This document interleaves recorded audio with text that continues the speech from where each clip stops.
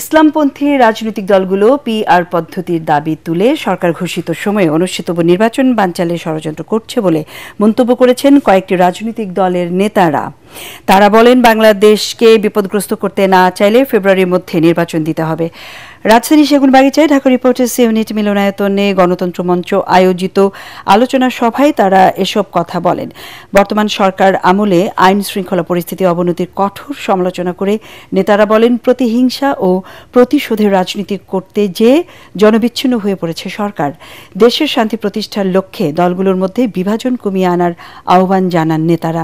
বর্তমান রাজনৈতিক বাস্তবতা ও করণীয় শীর্ষক এই আলোচনা সভায় অন্যান্যের মধ্যে বিপ্লবী ওয়ার্কার্স পার্টি, গণসংহতি আন্দোলন, নাগরিক ঐক্য ও জেএসডি নেতারা বক্তব্য রাখেন।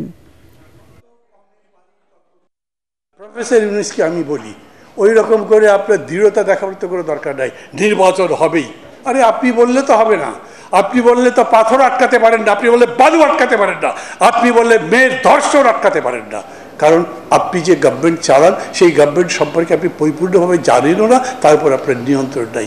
বাংলাদেশে কোন পদ্ধতিতে নির্বাচন হবে, বাংলাদেশের সংসদের কাঠামো কি হবে, বাংলাদেশের ক্ষমতার বিন্যাস কাঠামো কি হবে, সেটা নিয়ে জনগণের কাছে যাওয়া দরকার। আগামী নির্বাচনে ফয়সালা হবে, জনগণ ভোট দিয়ে ঠিক করবে বাংলাদেশের ভবিষ্যৎ কি হবে।